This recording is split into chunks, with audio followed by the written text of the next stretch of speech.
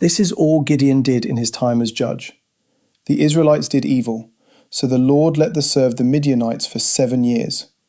They were so cruel that the Israelites would make hiding places in mountains, caves, and strongholds. When the Israelites would farm, plunderers would attack and take everything from Israel. These hoards had many attackers. So Israel was starving, and they cried to the Lord for help. The Lord sent a prophet who said this in Judges 6:8. This is what the Lord, the God of Israel, says. I brought you up out of slavery in Egypt. 9. I rescued you from the Egyptians and from all who oppressed you. I drove out your enemies and gave you their land. 10. I told you, I am the Lord your God. You must not worship the gods of the Amorites in whose land you now live. But you have not listened to me.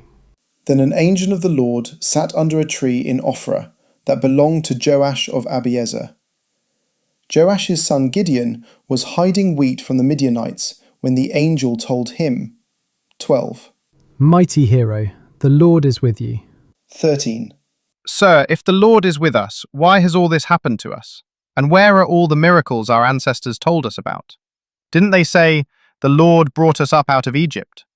But now the Lord has abandoned us and handed us over to the Midianites.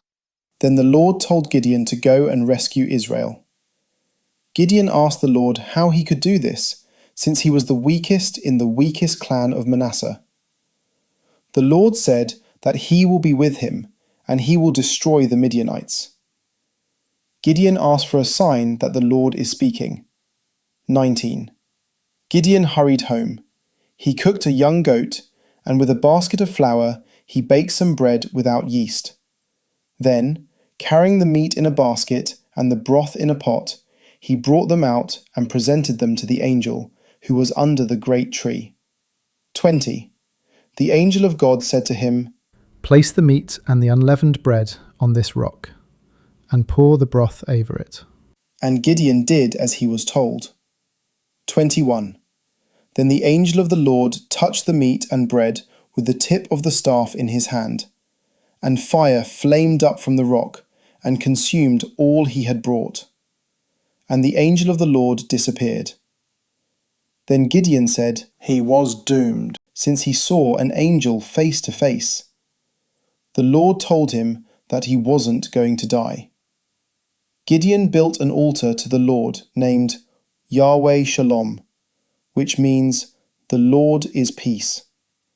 That night, the Lord told Gideon to take down his father's Baal altar and Asherah pole, build an altar to the Lord on the hilltop sanctuary, while laying the stones carefully, and to sacrifice his father's second bull as a burnt offering, using the Asherah pole as fire fuel.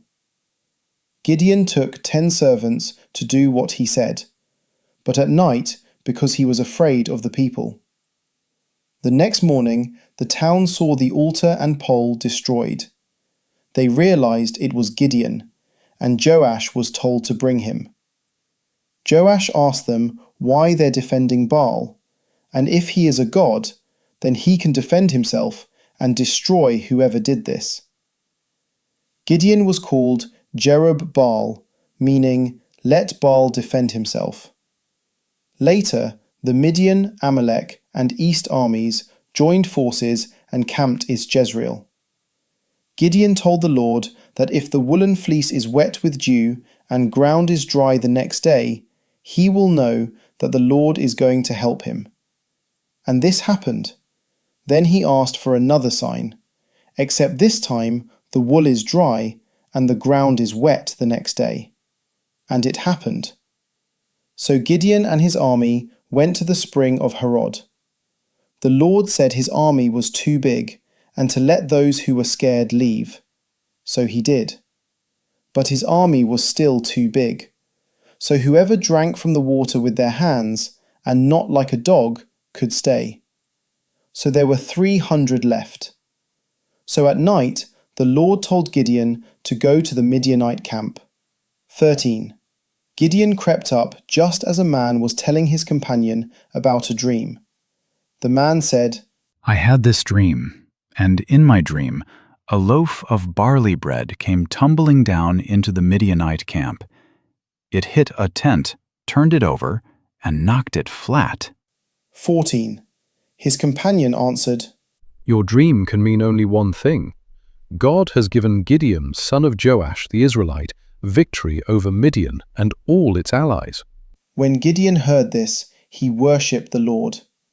He divided the group into 3 groups. He told them that when he blows his horn, that they do the same and shout, "For the Lord and for Gideon!" Then Gideon and his group went to the edge of the camp, blew their horns, and broke their jars. Then the other groups did the same, and everyone shouted, "A sword for the Lord and for Gideon!" The camp panicked, and when Gideon and his group blew their horns, the Lord caused those in the camp to fight each other. Then Gideon, his group, and warriors from Naphtali, Asher, and Manasseh chased those who were left. Gideon killed the 2 commanders and 2 kings of Midian. How he did this, and other things, were too long. After this, there was peace for about 40 years.